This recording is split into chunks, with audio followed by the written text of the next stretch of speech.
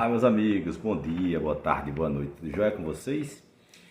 Continuando aqui no questões, do Livro dos Espíritos, fazendo um breve comentário, mas pelo menos com o intuito de divulgar aí para quem não conhece a doutrina, e que aqui tem muito, esse Livro dos Espíritos é maravilhoso, tem muitas perguntas que, se nós estivéssemos ali no lugar de Allan Kardec, nós perguntaríamos, e ele fez bem melhor do que qualquer um da gente. Perguntou coisas impressionantes, muito bacanas e que agregam e vão agregar a nossa vida durante essa passagem aqui. Então preste bem atenção nas perguntas e nas respostas. E vamos falar um pouco sobre a questão 919, que tem tudo a ver com esse nosso projeto Ser Humano do Bem, tanto que eu dei o nome do Instagram, do canal do YouTube a isso, porque é um projeto, A gente vai sempre olhando, lendo, já falei algumas coisas do Homem do Bem, tá lá nas palestras no YouTube, muito interessante, muita coisa que a gente olha, lê e vai aprender, e se a gente tentar colocar em prática vai ser muito bacana pra gente. Nós vamos nos tornar mais fortes, mais preparados, mais felizes e mais conscientes nessa nossa passagem aqui. Então ficaremos mais serenos e mais tranquilos, tá? Não que evitaremos as dores, as decepções, os desafios, mas que teremos a certeza que não estamos só e que somos capazes de superar, tá? Então vamos falar um pouco sobre, tem uma máxima que fala, conhece-te a ti mesmo, Isso é muito importante, é daí que se vem essas reformas íntimas, olhar para si, o que a gente está hoje em dia realmente fazendo, muitas pessoas estão buscando esse melhoramento, essa reforma, isso é muito importante. É olhar, enxergar, ouvir, aceitar, utilizar-se da consciência a cada momento. E vamos ver o que é que Allan Kardec pergunta aos espíritos sobre isso, mais ou menos. Tem um trecho do Livro dos Espíritos, da questão 919, um início, um título que ele coloca, conhecimento de si mesmo. Então eu vou me ater à questão 919, tá? Vamos lá. Ele pergunta aos espíritos: qual é o meio prático e mais eficaz para se melhorar nesta vida e resistir aos arrastamentos do mal?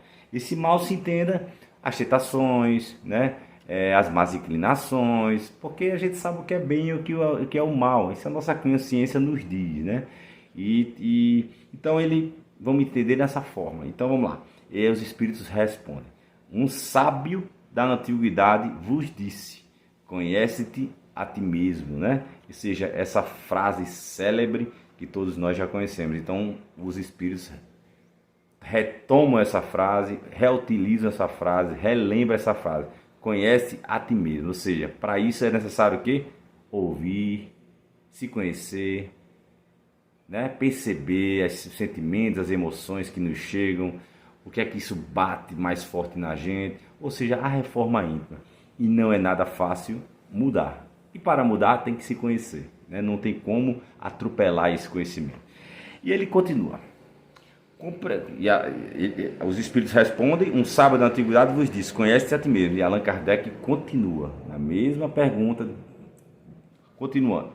Compreendemos toda a sabedoria dessa máxima. Porém, a dificuldade está precisamente em se conhecer a si mesmo. Qual é o meio de o conseguir? Então ele pergunta, a gente sabe que o autoconhecimento, para a gente ter alguma noção ou mudança, a gente precisa se conhecer. Mas como a gente se conhece? Eu tenho algumas ideias, eu pratiquei isso e pratico diariamente, mas vamos ver o que é que os espíritos nos falam. Fazei o que eu fazia de minha vida sobre a terra, o espírito respondeu. Ao fim da jornada, eu interrogava a minha consciência. Esse espírito era o espírito de Santo Agostinho, tá? Essa resposta foi dada por ele. E no final, Allan Kardec faz um comentário sobre essa resposta, resumindo como isso pode se dar. Mas eu vou tentar ler rápido aqui para não ficar longo o vídeo. Fazer o que eu fazia na minha vida sobre a terra. Ao fim da jornada, eu interrogava minha consciência, passava em revista o que fizera e me perguntava se não faltara algum dever, se ninguém tinha nada a se lamentar de mim. Foi assim que consegui me conhecer e ver o que havia para reformar em mim. Aquele que cada noite lembrasse todas as ações da jornada e se perguntasse o que fez de bem ou de mal, pedindo a Deus e ao seu anjo guardião para esclarecê-lo, adquiriria uma grande força para se aperfeiçoar, porque, crede-me, Deus o assistiria. Questionai, portanto, e perguntai-vos o que fizestes e com qual objetivo agistes em tal circunstância. Se fizeste algo que censurais em outrem, se fizeste uma ação que não ousaríeis confessar. Perguntai-vos ainda isto: se aprovesse a Deus chamar-me neste momento, reentrando no mundo dos espíritos, onde nada é oculto, eu teria o que temer diante de alguém? Se a máscara caísse, né? E aparecesse lá, teria que temer alguém? Examinai o que podeis ter feito contra Deus, contra vosso próximo e, enfim, contra vós mesmos. As respostas serão um repouso para a vossa consciência ou a indicação do mal que é preciso curar. O conhecimento de si mesmo, portanto, é a chave do progresso individual. Mas direis: como se julgar? Como se julgar? Não se tem a ilusão do amor próprio que ameniza as faltas e as desculpa? O avarento se crê simplesmente econômico e previdente. O orgulhoso crer não haver senão a dignidade. Isso é verdade. Mas tendes um meio de controle que não pode vos enganar. Quando estiverdes indecisos sobre o valor de uma de vossas ações, perguntai-vos como a qualificareis se fosse feita por outra pessoa. Se a censurais em outrem, ela não poderia ser mais legítima em vós, porque Deus não tem duas medidas para a justiça.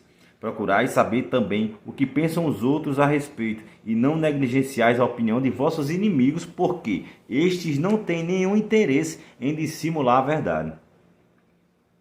E frequentemente Deus os coloca ao vosso lado como um espelho, para divertir-vos com mais franqueza que o faria um amigo.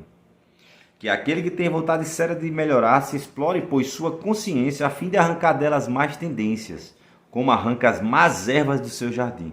Que faça o balanço de sua jornada moral como o mercador faz de suas perdas e lucros. E eu vos asseguro que a um lhe resultará mais que o outro. Se ele puder dizer que sua jornada foi boa, pode dormir em paz e esperar sem receio o despertar de uma outra vida.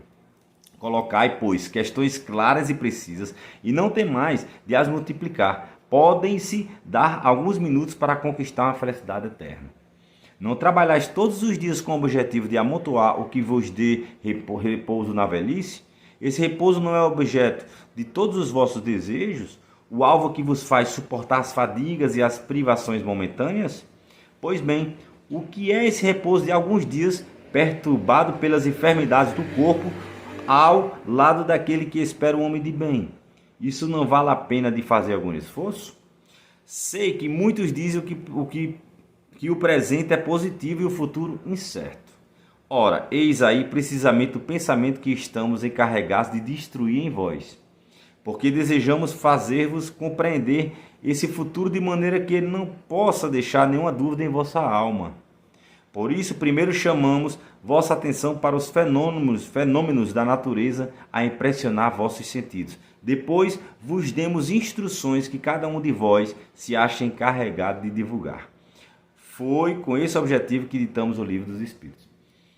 Isso são palavras de Santo Agostinho. Aí Allan Kardec faz um resumo disso tudo que ele falou, né? Ou seja, para escutar a consciência, antes de dormir, ver, será que eu fiz algum mal? Será que eu fiz algo que, se fosse outro, eu julgando o outro, eu dizer, esse cara, como é que esse cara faz um negócio desse? Será que eu fiz alguma atitude disso? Será que eu desagradei alguém? Ou seja, utilizar-se da consciência. Esse é um grande passo para a gente começar a se conhecer.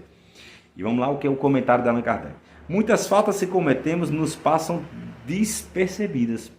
Se, com efeito, seguindo o conselho de Santo Agostinho, interrogássemos mais frequentemente nossa consciência, veríamos quantas vezes falimos sem o perceber, por falta de perscrutar a natureza e o móvel de nossos atos. A forma interrogativa tem alguma coisa de mais precisa do que uma máxima, que frequentemente não aplicamos a nós mesmos. Ela exige respostas categóricas, por um sim ou por um não, que não deixam alternativa.